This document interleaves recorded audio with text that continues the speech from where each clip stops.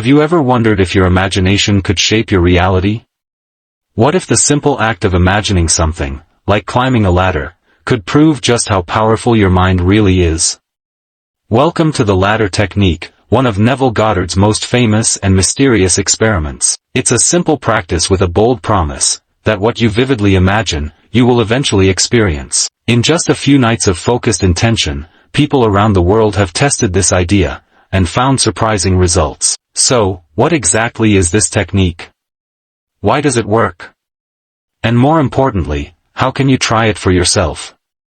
Let's dive in. Tease the workshop of God. It's the source of creation, and once you experience this, even with something as simple as a ladder, you begin to wonder, what else can I do? If I can imagine a ladder and find myself climbing one, what if I imagine success?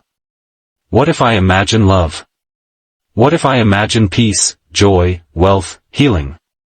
And that is where the journey truly begins. But it starts with a ladder, a humble, ordinary ladder, and the courage to imagine something into being. So tonight, when you lay down to sleep, forget about trying, forget about forcing, just relax, close your eyes, see the ladder, feel it, climb it, not once, not quickly, but slowly, intentionally, make it real, and let that simple act open the door to a world where imagination is power, and where you, the dreamer, are also the creator. Now that you've heard about the ladder, let's take a step deeper into the heart of the experiment, not just the act of imagining, but what it truly reveals about who you are. You see, this isn't really about climbing a ladder, it's about waking up to the creative power that you carry with you at every moment of every day. You may have spent your whole life believing that the world is something that happens to you, something that you have to survive, manipulate, or control. But what if the truth is the opposite? What if life is not coming at you from the outside, but flowing out from you, from your inner state? Neville's ladder experiment is a gentle way of proving that you are more than you think, that your imagination is not fiction but formation. When you imagined climbing the ladder, when you felt your hands grasping the rungs, your feet stepping upward, your body balancing in space, your subconscious received that as a command, as a blueprint, as an instruction. It didn't argue with you. It didn't check with the logic of your conscious mind. It simply accepted the feeling as fact. That is the secret. The subconscious does not respond to words alone. Now listen closely, because what you're about to realize can shift everything you thought you knew about life, about fate, about who you really are. You didn't come here for just a trick or a motivational story. You were drawn to this message because some part of you, maybe quiet, maybe long buried, remembers that you were born with power. Not the kind of power that shouts or controls, but the kind that whispers reality into existence with a thought, a vision, a feeling. That's what Neville Goddard's ladder experiment really touches. It doesn't just ask you to believe. It dares you to remember.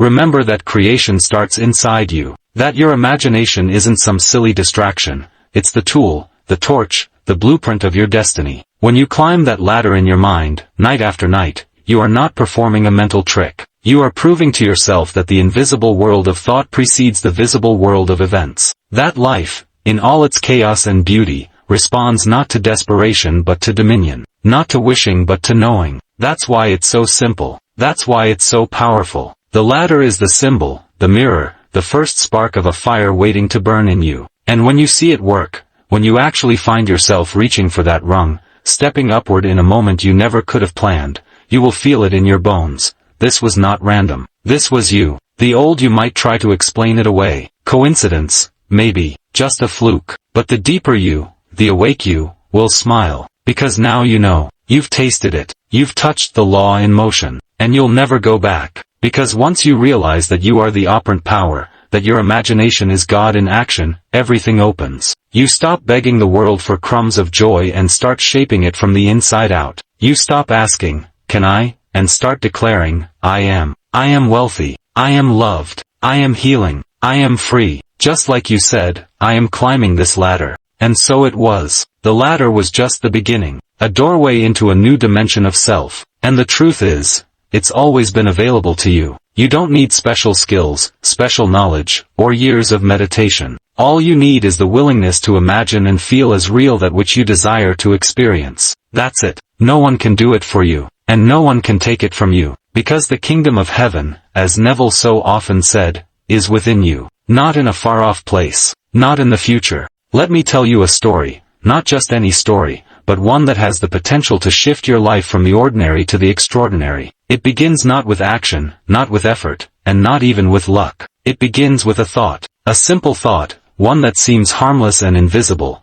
but carries within it the seeds of miracles. This is the essence of Neville Goddard's ladder experiment, a deceptively simple yet deeply profound challenge that has opened the minds and awakened the powers of countless people around the world. Imagine, just for a moment, that you are not who you think you are. Not just a person reacting to the world, chasing dreams, struggling with doubts, or hoping that someday, things will fall into place. What if, instead, you are the creator of your world?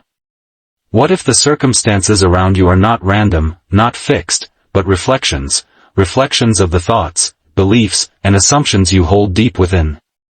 This is the foundation of Neville's teaching, and the ladder experiment is the doorway into that realization. He wasn't a man selling magic tricks. He was inviting people into an experience, a personal experiment, where they could discover, not through faith alone, but through actual results, that their imagination is not idle fantasy, but the very force that shapes reality itself. Now, the beauty of the ladder experiment is its simplicity. Neville didn't ask his students to believe blindly. Instead, he said, test it. Don't just listen, don't just agree, put it into practice. And here's what he told them: every night before you go to sleep, imagine yourself climbing a ladder. See it clearly. Feel your hands gripping the sides. Place your foot on the rung. Feel the texture of the wood or the coldness of the metal. Step by step, climb the ladder in your mind. And then came the twist. Neville told them to write notes around their home that said, "I will not climb a ladder." Put them on the bathroom mirror, the fridge, the walls. Tell yourself repeatedly during the day, "I will not climb a ladder." But at night, when you close your eyes, you climb it in your imagination. Again and again, until the picture in your mind is vivid, alive, and real. Now, why would he tell them to do both? Why say, "I won't climb a ladder," in the day, but imagine climbing one at night? Because this was not about forcing your conscious mind to believe something. This was about proving that your imagination, the feeling of the wish fulfilled, is far more powerful than your conscious denial. Neville was showing that what you impress on the subconscious through imagination, through vivid feeling, will outpicture itself into your life, regardless of what you say or do outwardly. He was pointing to a deeper truth, that your inner world creates your outer world. And the ladder experiment became a simple way to see that truth in action. Hundreds, even thousands of people did it. Some thought it was silly. Others were curious. But many were stunned by what happened next. Days later, without trying, without planning, without even thinking about it, they found themselves climbing a ladder. Not because they wanted to prove anything, but because the situation naturally arose. Maybe they had to change a light bulb. Maybe they were helping a friend. Maybe they just reached for something on a shelf. And in that moment, they remembered, "I've been imagining this. And now, I'm doing it." That moment is electric. It's a shift, a realization, that your imagination is not a toy.